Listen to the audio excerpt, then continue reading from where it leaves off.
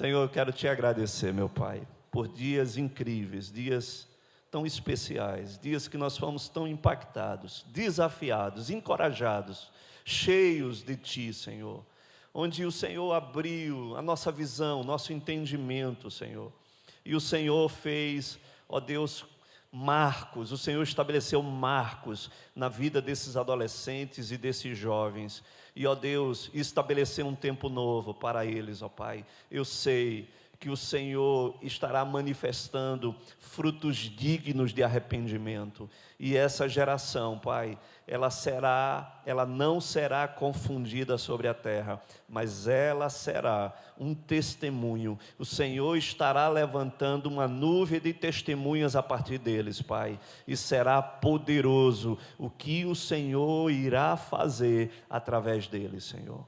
Eu só tenho, ó Deus, que te agradecer e te pedir, continues os enchendo do Teu Espírito Santo e trazendo, ó Deus, experiências que a cada dia possam ancorar, ó Deus, a presença de Deus sobre, ó Deus, as suas vidas, meu Pai. Eu te peço, Espírito Santo, continue ministrando sobre o nosso coração.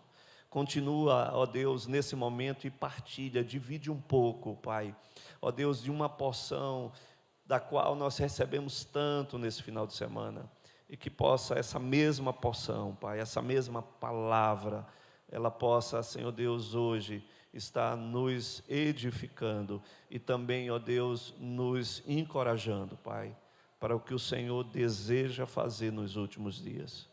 Eu te peço, Espírito Santo, no nome de Jesus, traga cativo mente e coração, a sua voz e a sua palavra, no nome de Jesus. Posso ouvir um amém?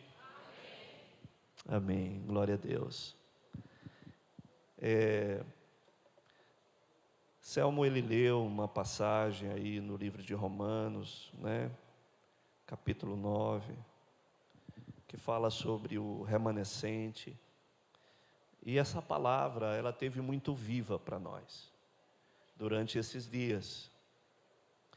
E isso foi muito ministrado no coração dessa geração. E eu saí de lá muito, meu Deus, muito feliz. Porque se tem algo que me preocupa, é como essa geração ela irá reagir naquilo que virá nesses dias. Naquilo que nós já estamos convivendo nos dias de hoje, né? De tanta supressão dos fundamentos, dos nossos valores, dos nossos princípios, tantas coisas que nós temos visto, ouvido. É bem verdade que tem muita gente ainda desapercebida de muita coisa, né? Mas há uma geração que precisa ser despertada, acordada, né? E que esteja muito bem firmada para tudo que o Senhor deseja realizar através dele. E isso fala sobre o remanescente, né? O remanescente é aquele que ele anda na contramão, é aquele que anda no contrafluxo, é aquele que permanece mesmo diante de todas as adversidades, de todas as situações que sejam elas contrárias, mas o remanescente é aquele que ele não negocia com aquilo que ele crê, ele é obediente ao chamado, à palavra, aquilo que o Senhor está falando. E na história, Deus sempre levantou remanescentes. E olha, muitos de nós estamos aqui porque Deus, Ele levantou remanescentes sobre a nossa vida. Pessoas que não desistiram, pessoas que não negociaram, que não abriram mão, pessoas que pagaram um preço, né? Pessoas que realmente eles fizeram diferença na geração deles. E a gente vê isso ao longo de toda a história. Quando olhamos, e a Bíblia referencia para a geração de Noé, e que hoje nós estamos vivendo os dias semelhantes aos dias de Noé, Porque na geração de Noé, apenas Noé foi encontrado como um homem íntegro, um homem que temia a Deus, e o Senhor não encontrou mais ninguém. E Noé pregou a palavra de Deus, pregou o princípio. Por quê? Porque a degeneração humana naqueles dias foi tão grande, que Deus diz: eu preciso dar cabo desse povo. Não dá mais para continuar contemplando tamanho nível de abominação a minha palavra. Não dá. Eu vou dar cabo desse povo e vou destruir todo ser vivente da terra, porque essa geração ela está perdida.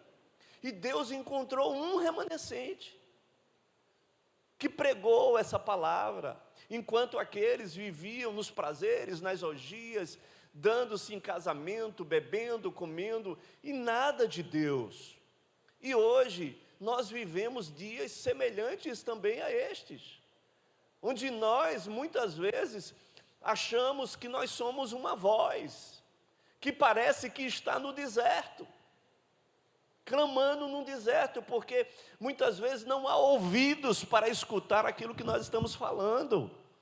Mas não é verdade. A vida do remanescente, mesmo ele estando sozinho, é a vida que irá reverberar para as próximas gerações. Um remanescente, ele é aquele que toca em mais de uma geração. Amém? É aquele que resgata as gerações.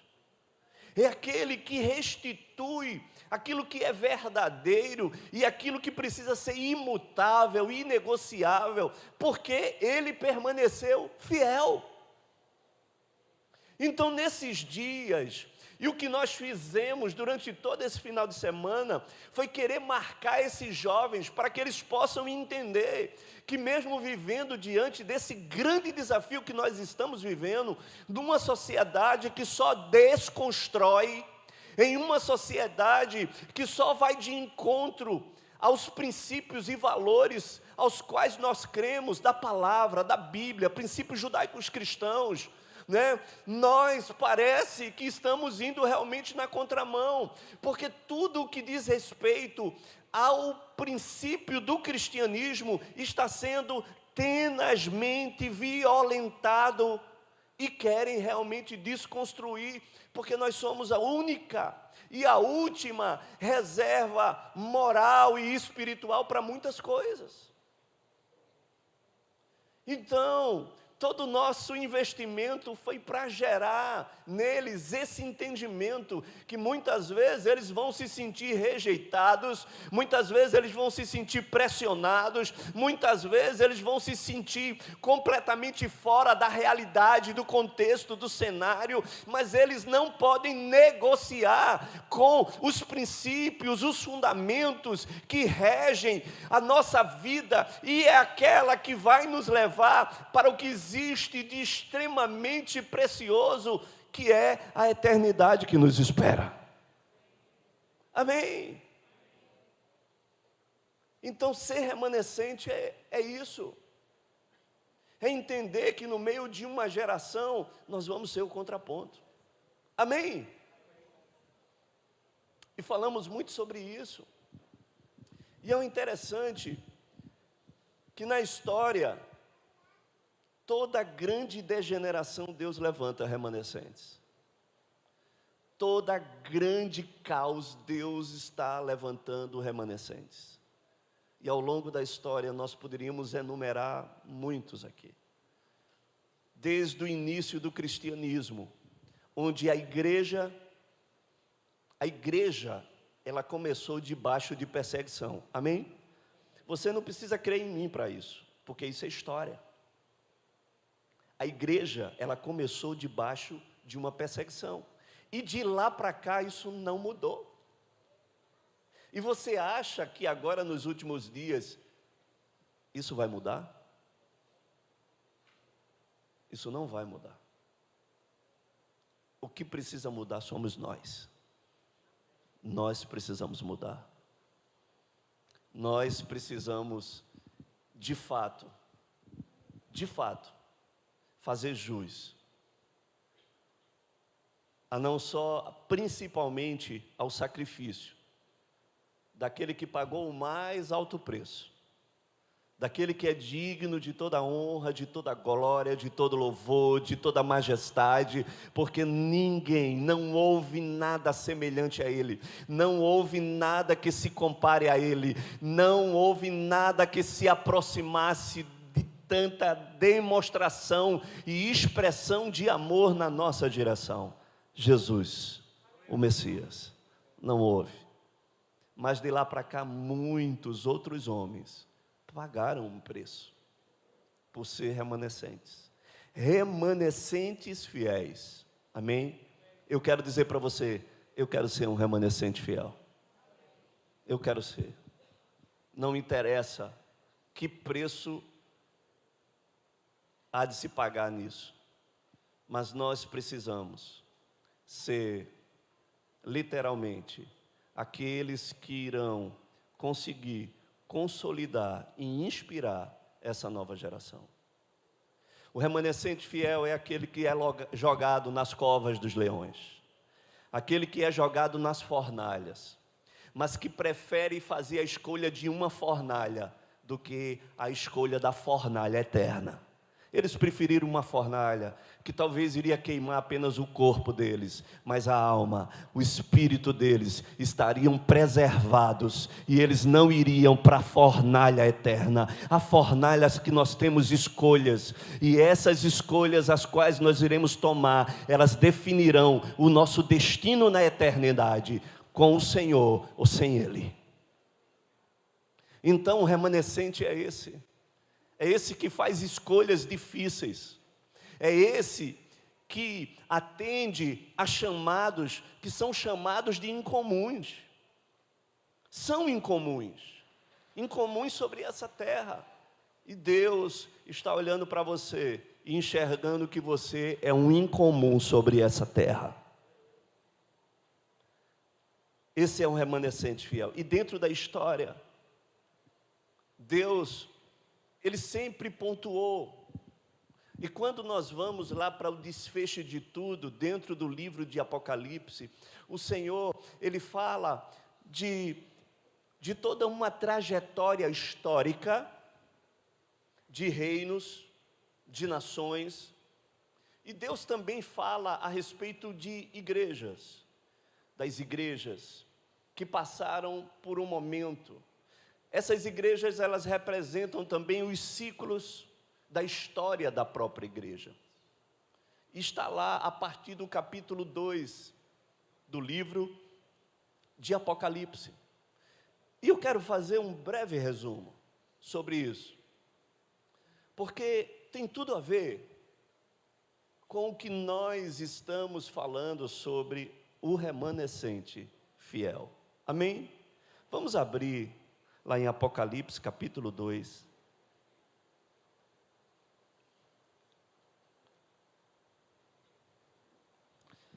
Que começa falando sobre ao anjo da igreja em Éfeso. E eu vou fazer um resumo, um breve resumo sobre isso, tá? Para que você entenda como Deus trabalha com o remanescente. Ok? Vem comigo. Capítulo 2, verso 1 diz: ao anjo da igreja em Éfeso, escreve estas coisas, diz aquele que conserva na mão direita as 7 estrelas e que anda no meio dos 7 candeeiros de ouro. Conheço as tuas obras, tanto o teu labor como a tua perseverança, e que não podes suportar homens maus, e que pusestes à prova os que a si mesmos se declaram apóstolos e não são, e os achastes mentirosos. E tens perseverança, diga perseverança. E suportastes provas por causa do meu nome, e não te deixastes esmorecer. Tenho, porém, contra ti, que abandonastes o teu primeiro amor. Lembra-te, pois, de onde caíste, e arrepende-te e volta à prática das primeiras obras. Se não venho a ti, moverei do seu lugar o teu candeeiro caso não te arrependas. Amém? O Senhor começa a toda uma janela de revelação e de entendimento, tanto na história, tanto no que ocorreu, como no que iria ocorrer, iria acontecer. Ele fala de uma igreja importante, chamada Éfeso. Essa igreja era uma igreja de obras, uma igreja de trabalhos, uma igreja que tinha labor, uma igreja que perseverava, uma igreja que tinha algo a mostrar, uma igreja que até passou por provas, uma igreja que suportou até charlatões, falsos apóstolos, uma igreja que suportou isso e que não esmoreceu, mas o Senhor tinha algo contra ela, contra essa igreja, e diz: olha, tenho porém contra ti, que abandonastes o teu primeiro amor. E a gente entende que, às vezes, o que o Senhor espera não é apenas o trabalho e a obra, porque todas essas duas palavras e essas realizações, elas são extremamente significativas e relevantes, mas uma coisa precisa preceder a tudo isso, e é isso que o Senhor está falando a essa primeira igreja, porque é claro que a obra, ela é oriunda de algo que está gerando, que está estimulando, que está movendo uma determinada ação, e nós somos movidos para agir, para fazer e para realizar, né? A obra e o trabalho, há uma diferença.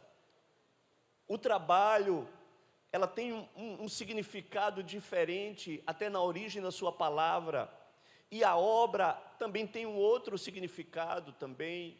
As palavras, elas são diferentes. Quando se fala obra, fala de avode. Quando se fala de trabalho, se fala de uma outra palavra chamada tripalo. Então, ela tem conceitos diferentes. Mas a obra, ela parte muitas vezes de um desejo que é originado no coração. O que o Senhor estava querendo dizer para essa igreja é que, olha, não adianta a obra e o trabalho sem eu ter o teu coração.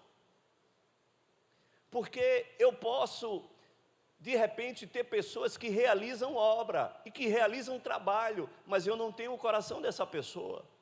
E é por isso que o Senhor está declarando: olha, eu tenho porém contra ti que vocês têm obra, que vocês perseveram, que vocês realizam coisas, que vocês suportam até provas, mas eu quero dizer para vocês, vocês deixaram aquele amor. Eu não vou me satisfazer apenas com a obra e com o trabalho, porque se eu tiver o coração de vocês, eu vou ter tudo de vocês. Mas se eu não tiver o coração, não adianta, porque eu posso ter só a obra, mas não tenho o seu coração. Eu não tenho o seu amor, aquele amor que é capaz de qualquer coisa, porque nós somos capazes, queridos, de fazer qualquer coisa por amor, mas talvez nós não iremos fazer muita coisa simplesmente pela obra e pelo trabalho, mas por amor nós fazemos. Por amor nós damos a nossa vida, damos ou não damos? Por amor nós sacrificamos, por amor nós suportamos, por amor, querido, nós andamos, caminhamos léguas, porque é por amor. O que você não faz por amor ao seu filho, por amor à sua filha? O que você não faz por amor à sua mãe? Porque há amor envolvido. Não se tem custo, não se contabiliza custo no amor. E o Senhor está dizendo: você abandonou algo que é mais relevante para mim, que é mais importante para mim. Eu não quero suas obras sem seu coração. Eu não quero as suas obras sem o seu amor. O amor é o fundamento. E é por isso que o remanescente fiel, ele é aquele que permanece, porque a causa, a origem, o fundamento, ele não é humano, ele simplesmente não é algo que se evapora, que se esvai. Há uma origem para isso, há uma causa para isso, há algo que traz sustentação para isso, e muitas pessoas não entendem como é que ele consegue, como é que ele suporta. É porque é por amor. O remanescente é esse, que entende, que não negocia.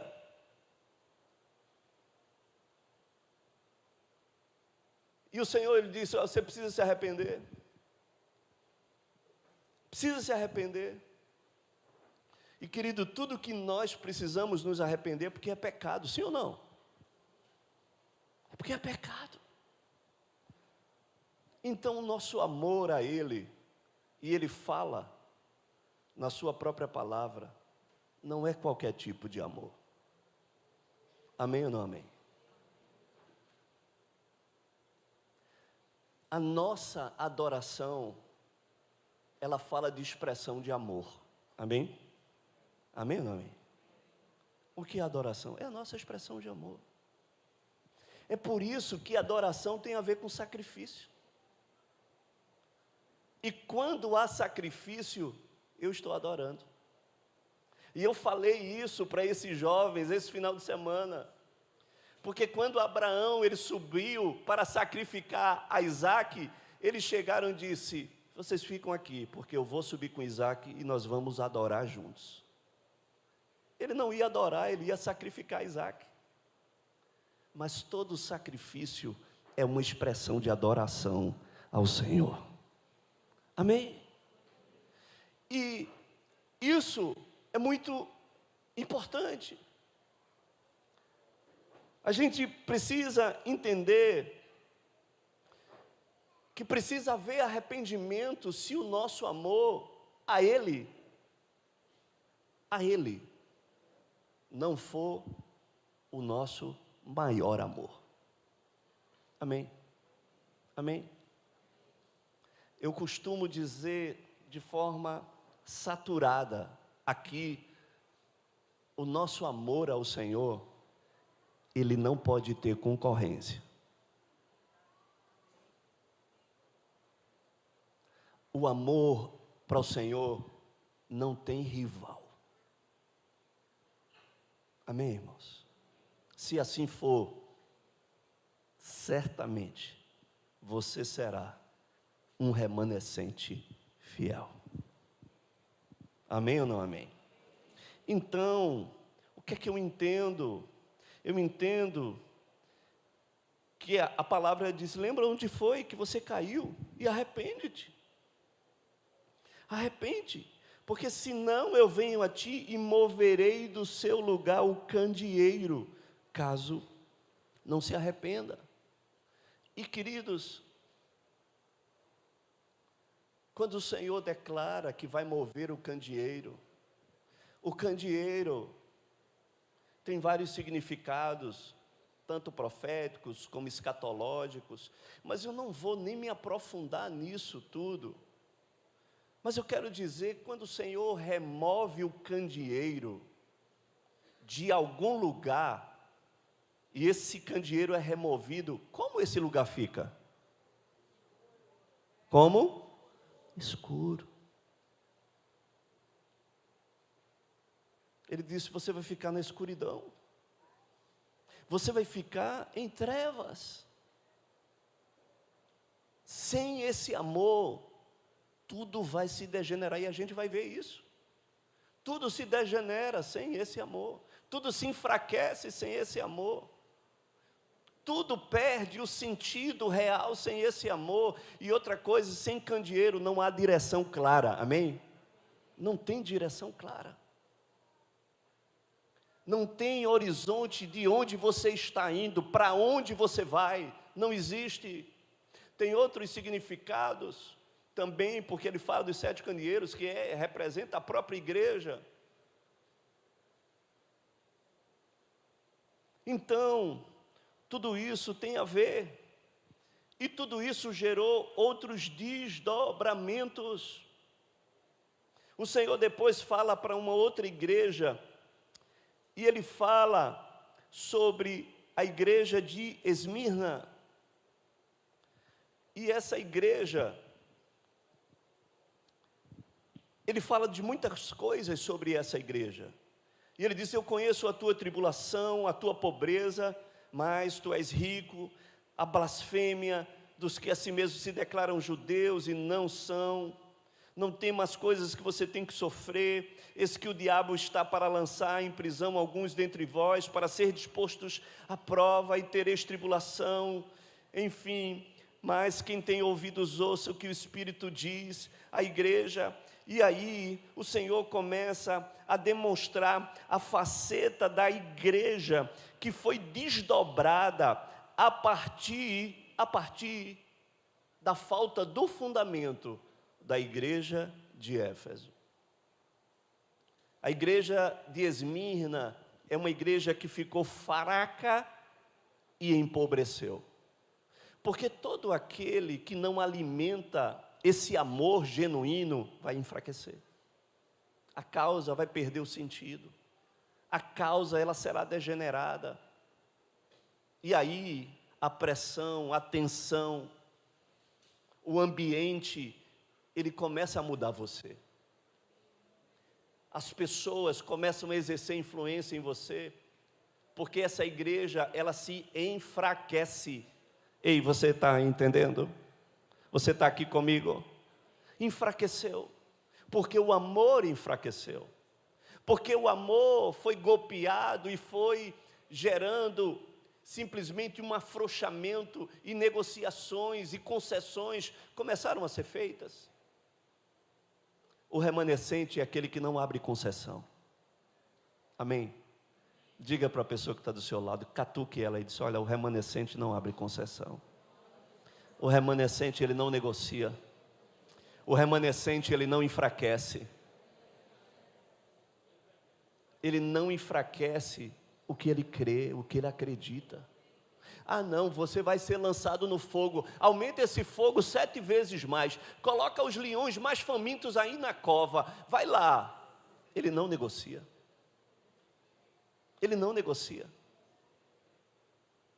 Ah não, vou preparar uma fogueira aqui e eu vou queimar você vivo. Não tem problema. Porque você vai queimar o ganso, mas daqui a 100 anos vai se levantar agora, olha, vai se levantar o remanescente fiel, vai se levantar aquele que irá trazer uma reforma como nunca houve. John Hus, o cisne vai se levantar daqui a 100 anos. Ele foi queimado vivo. E até hoje, nós estamos falando de John Hus. Amém? Porque um remanescente, ele nunca morre. A sua vida reverbera de gerações em gerações. E eles impactam gerações futuras. Foi assim com John Wycliffe, que influenciou John Hus. Esses homens, até hoje falamos deles. Então a igreja de Esmirna ficou fraca, empobreceu, porque o fundamento foi fragilizado.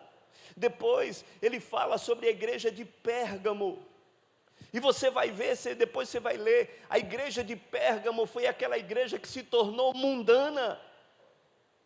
A influência do mundo entrou dentro da igreja, e ela não conseguiu conter, ela não conseguiu fazer a diferença, e hoje isso acontece. Por quê? Porque hoje a falta do remanescente faz com que o ambiente mude as pessoas, e o ambiente não pode mudar as pessoas, são as pessoas que precisam mudar o ambiente. É você que precisa mudar o ambiente onde vocês estão. Amém? Jovens, olha aqui para mim. Olha aqui para mim. Semana passada eu vi uma foto que eu fiquei instigadíssimo. O momento bíblico na escola Zequinha. Meu Deus. Uma geração. vocês vão tomar essa escola. Vocês não serão mudados pelo ambiente da escola, mas vocês irão mudar o ambiente a partir do testemunho de vocês. Posso ouvir um amém por isso ou não? Posso ouvir uma salva de palmas por isso ou não?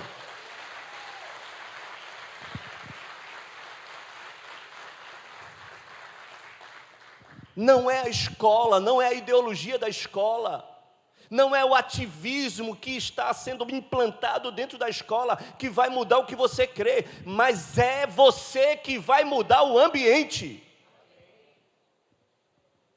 Isso é ser remanescente.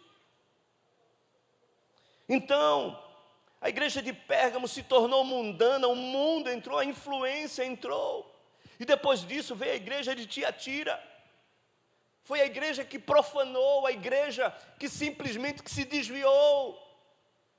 Houve profanação na prática, na palavra, deturpação. Estamos vivendo dias semelhantes,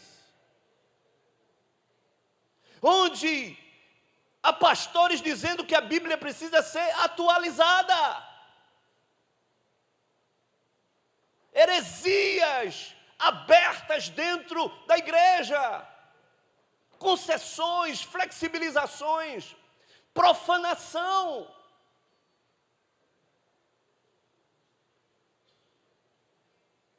E a igreja de Sardes, por fim, um ciclo se estabelece. A igreja de Sardes, ele fala que é a igreja que está morta.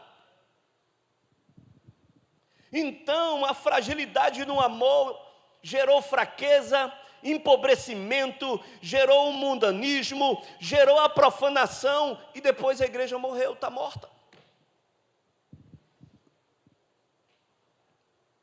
E aí, quando a gente perde o amor, tudo vai se degenerando. E é por isso que o Senhor traz essa palavra logo para a igreja em Éfeso. Não deixa o teu amor desaquecer. Não permite isso. Depois veio a igreja de Filadélfia, que é a igreja que começou a reforma.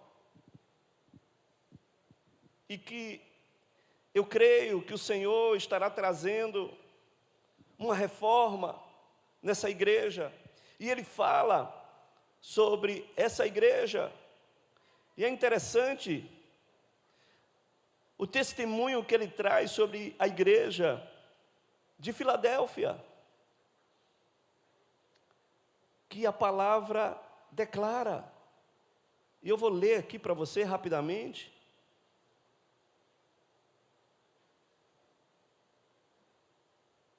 E ele diz: ao anjo da igreja em Filadélfia, que escreve estas coisas, e diz: o santo, o verdadeiro, aquele que tem a chave de Davi, que abre e ninguém fecha, e que fecha e ninguém abre, conheça as tuas obras, eis que tenho posto diante de ti uma porta aberta, a qual ninguém pode fechar, que tens pouca força, entretanto guardastes a minha palavra, e não negastes o meu nome.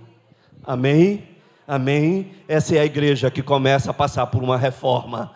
Essa é a igreja que começa a entender o seu chamado. Essa é a igreja que começa a se posicionar. Essa é a igreja que reconhece que é fraca. E é importante ser fraco e reconhecer a sua fraqueza. Porque na fraqueza nós geramos dependência. E entendemos que nós não somos autossuficientes. E dependemos dele em tudo. Você é fraco, é isso mesmo, mas você não tem negado a minha palavra nem o meu nome. Então fraqueza não define quem você é, fraqueza define que a sua história é uma história de dependência dEle. Eu sou fraco, irmãos. E é por isso que eu preciso me colocar todo dia diante de Deus. Todo dia eu preciso rachar lenha e queimar lenha nova. Porque sem Ele eu não consigo.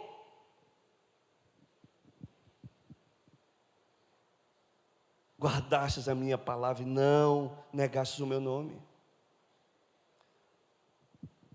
E Ele diz Eis que alguns dos que são da sinagoga de Satanás, desses que a si mesmos se declaram judeus e não são.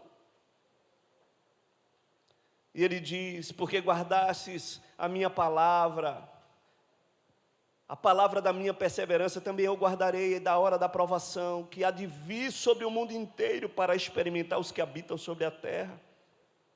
Venho sem demora, conserva o que tens. Amém ou não amém? Guarda o que tens. Você precisa guardar o que você tem, para que ninguém tome a tua coroa. Porque a guerra que nós estamos vivendo é uma guerra de trono e de coroa. E ele diz que tem posto diante de ti uma porta aberta. Diga, uma porta aberta. Ele falou que essa igreja tem a chave de Davi. A porta que abre, ninguém pode fechar. A que fecha, ninguém pode abrir, mas ele disse: tenho posto uma porta aberta.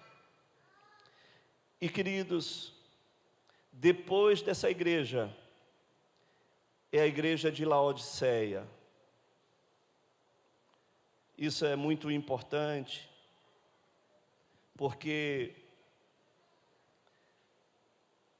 essa igreja que começa uma reforma, uma igreja que tem remanescentes, uma igreja que reconhece que é fraca, mas que não nega a palavra, não nega o nome do Senhor.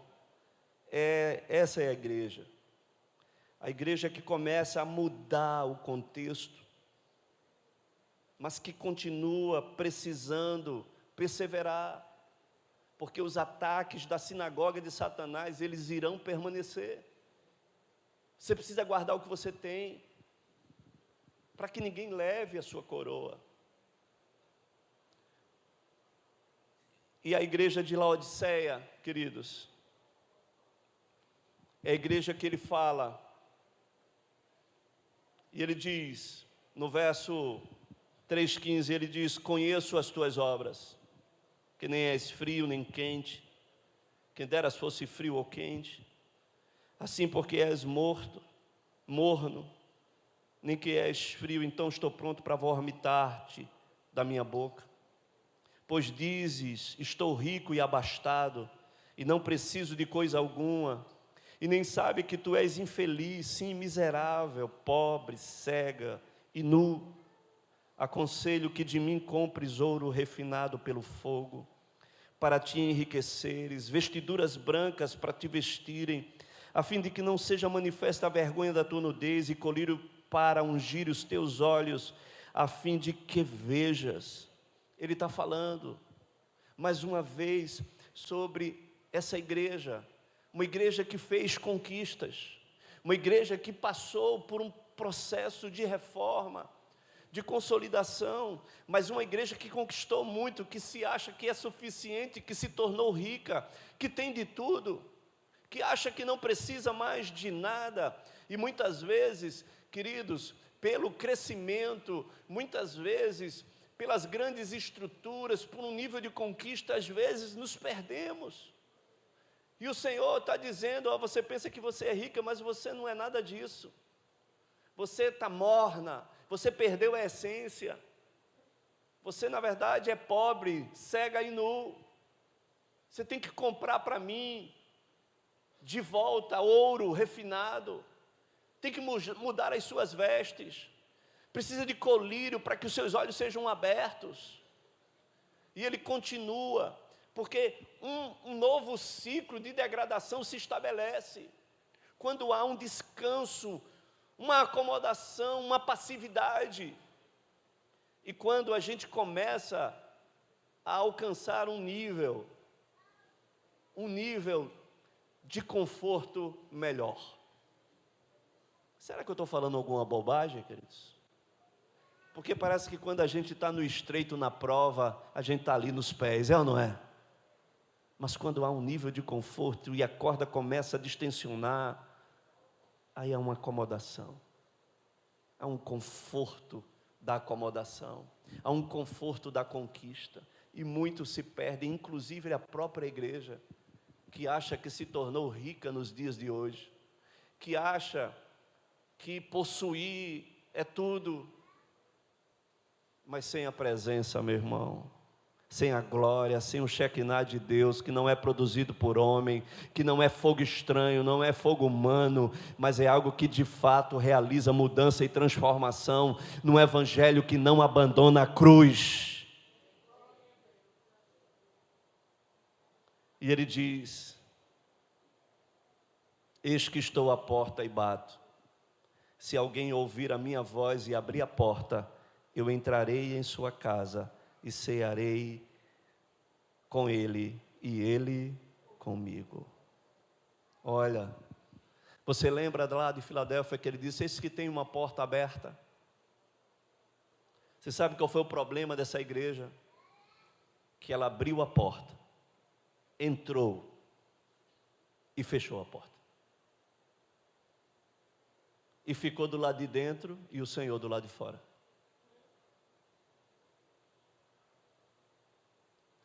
E às vezes a gente faz isso. E é por isso que em Sardes ele diz: olha, eis que estou à porta e estou batendo de novo.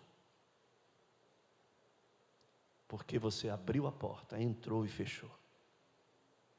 Eu estou aqui batendo para que você possa abrir e a gente possa voltar a ceiar de novo. Você está entendendo? E ele continua dizendo ao vencedor,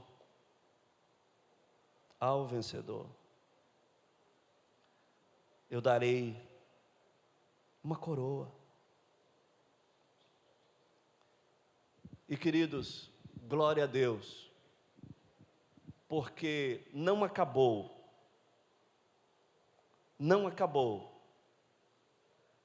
na igreja de Laodiceia, amém?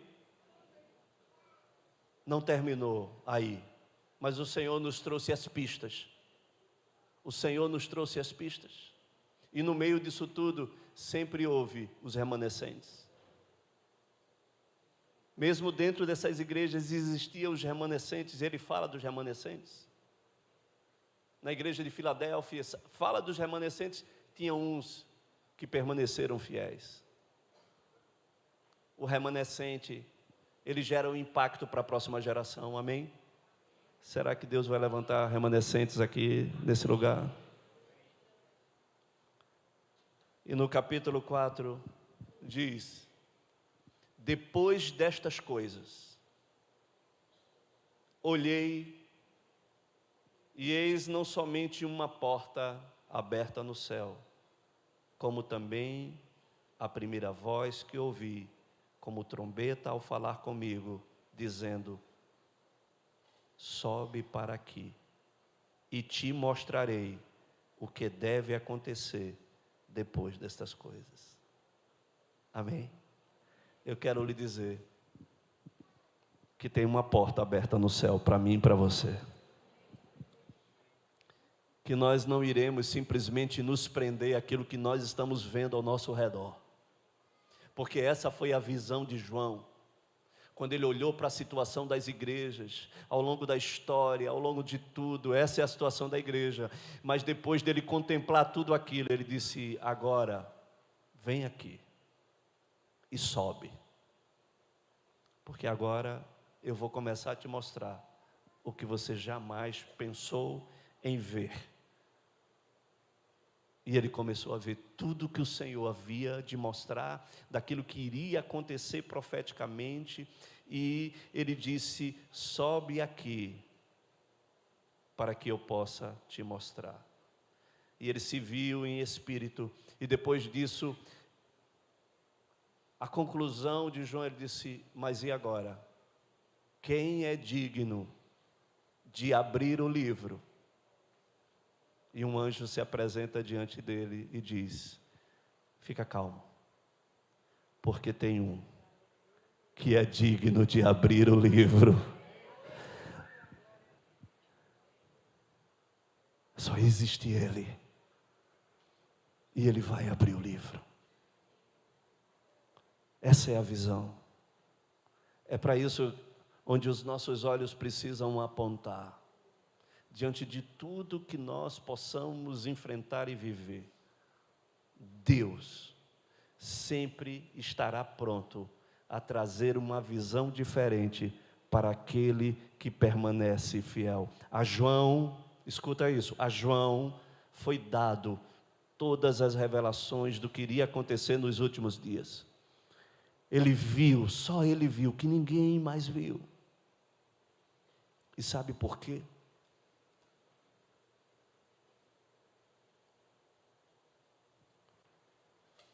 Porque ele foi um discípulo diferente dos demais.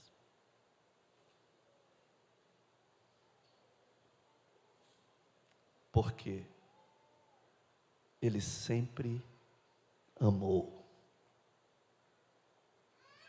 E ele não abandonou o seu amor. Ele era aquele discípulo que todos chegavam a ele e perguntavam: João, pergunta ao Senhor. Era João que tinha intimidade de encostar a cabeça sobre o peito de Jesus. E quando os outros queriam saber alguma coisa, perguntavam para quem? Para João. Aquele que amou, aquele que não abandonou o fundamento. A esse o Senhor trouxe a revelação.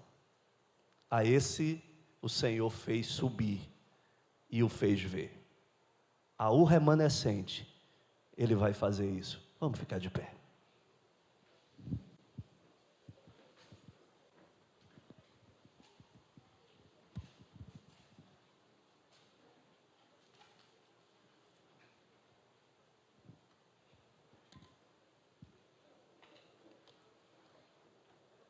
Irmãos, tem tantas coisas que poderíamos aqui falar, daria um seminário, mas o foco é o remanescente. Amém? O foco é você entender que o que Deus está esperando de você é que você permaneça firme. Amém? Que você entenda, sou fraco mesmo, mas não vou negar a sua palavra, nem vou negar o seu nome. Eu vou permanecer fiel, mesmo no contrafluxo, mesmo no contraditório, mesmo em meio a ameaças, em meio a ser considerado um rejeitado no meio da multidão. Mas eu vou permanecer firme na direção, mesmo que eu esteja na contramão de tudo. Mas eu serei o remanescente fiel. Não importa se tem fornalha, se tem fogueira, se tem leão, se tem prisão, não importa, nós vamos permanecer na nossa posição. Amém? E precisamos forjar essa geração para isso. Eu quero orar com você. E eu quero clamar ao Senhor, que o Senhor possa te conceder esse entendimento e uma mudança de postura. Eu quero dizer que eu acredito nessa geração nova. Amém? Eu acredito nela. Eu gero uma expectativa no meu coração por essa geração. E nós vamos ser a geração de transição, que irá preparar um caminho, pavimentar um caminho, para que eles possam ser a geração da promessa que cumpre a promessa de Deus. Amém? Amém? Nem que a gente tenha que ser o sacrifício para isso, mas eles vão cumprir a promessa de Deus. Eles são uma geração da promessa. Eu queria que você colocasse sua vida agora diante do Senhor. E que diante de tudo que você tem vivido, diante de tudo que você tem passado,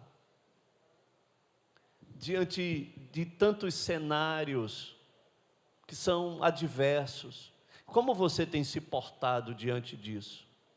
Como você tem se colocado diante disso? Você tem flexibilizado, negociado, aberto concessões? Ou você tem pago um preço?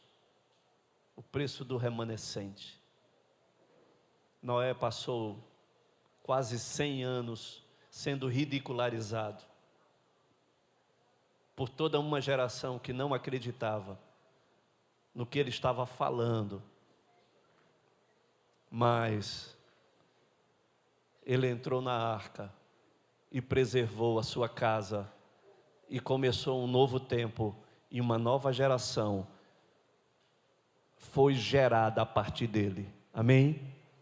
Uma atitude, uma decisão, ela pode comprometer toda uma geração. Você entende isso? Ei, olha aqui para mim. Você entende isso? Você compreende isso? Uma escolha pode comprometer toda uma geração. Faça a escolha certa. Opte pela escolha certa. E vamos alcançar essa geração que está diante de nós. Espírito Santo de Deus, Espírito Santo de Deus, vem aqui, Senhor, mais uma vez. Meu Deus, continua, Pai, marcando essa geração de adolescentes e de jovens a permanecerem firmes, Senhor, a permanecerem fiéis, Senhor. Mas, Senhor, olha para nós, aqueles, ó Deus, que precisam pavimentar todo um caminho para eles. Somos nós que precisamos inspirá-los. Somos nós que precisamos espelhar neles, ó Deus, uma vida, um testemunho, um caráter, decisões e escolhas, práticas. Somos nós, Senhor, e nós temos sido negligentes. Muitos de nós temos sido negligentes, Senhor, porque nós não temos refletido o que deveríamos refletir.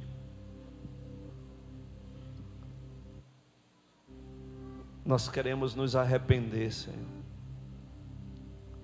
porque nós temos fragilizado o nosso primeiro amor. Nós temos, ó Deus, gerado fraqueza, um evangelho fraco, um evangelho frouxo, um evangelho sem consistência, pela nossa própria postura, Senhor. Não temos sido referência nem exemplo dentro das nossas casas, meu Deus, e por isso temos gerado uma geração empobrecida, uma geração mundanizada, uma geração profana, uma geração que tem cheiro de morte, porque o salário do pecado é a morte. Meu Deus, levanta-nos como remanescentes fiéis, Senhor. Levanta-nos. Pais, mães que não negociam a palavra nem o seu nome, que não negam nem a palavra nem o seu nome, que mesmo que possa gerar perdas, mas nós crescemos, nós somos aperfeiçoados quando nós perdemos, nós somos aperfeiçoados quando Deus tira de nós e não quando Ele nos dá. Então venha, Senhor, sobretudo, sobre o coração dos pais, das mães, porque a Tua palavra declara que nos últimos dias o Senhor derramará do espírito de Elias e converterá o coração dos pais aos filhos. Primeiro precisa partir de nós, pais. É o nosso coração que precisa se envergar, se inclinar, ser ponte, ser conexão, ser exemplo, para depois eles converterem o coração deles aos pais. Vem Espírito Santo de Deus, vem Espírito Santo de Deus e toca, Senhor. Meu Deus, toque nessa geração, eu te peço no nome de Jesus, Senhor. Eis-nos aqui, Senhor. Faça o que for necessário. Essa geração não será para vergonha. Essa geração, ó Deus, não será, Pai, ó Deus, uma geração que não se perderá no caminho. Não, ó Deus, essa geração será a geração que fará a diferença, porque o Senhor preparou o melhor para o fim. Oh Espírito de Deus, faz isso, Senhor. Olhe para nós essa noite, e nós queremos nos arrepender por ter abandonado, por ter deixado, por ter enfraquecido, Senhor, o nosso amor, Senhor, o nosso amor. O remanescente é aquele que está preso pelas cordas de amor. O remanescente é aquele que está, ó Deus, fincado com uma âncora de amor sobre o seu coração. Nos prenda com essa âncora de amor, Senhor, onde as tempestades não irão, ó Deus, nos arrancar, onde as ventanias não irão nos arrancar, porque nós estaremos ancorados num porto seguro, chamado Yeshua HaMashiach. Oh Espírito de Deus, vem aqui e ressuscite os remanescentes. Vem aqui e traz para fora os Lázaros. Traz para fora aquele que está morto. Traz para fora e desata e tira as ataduras destes que morreram. Traz para fora, Senhor. Traz para fora essa igreja que amorteceu, e tira as suas ataduras que estão sobre as bocas, sobre os olhos, sobre os ouvidos, sobre as mãos, sobre os pés. Tira aquilo que os prendem, em o nome de Jesus. Espírito de Deus,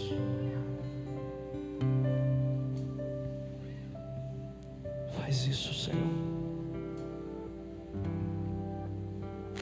Traz um sopro de ressurreição aqui essa noite.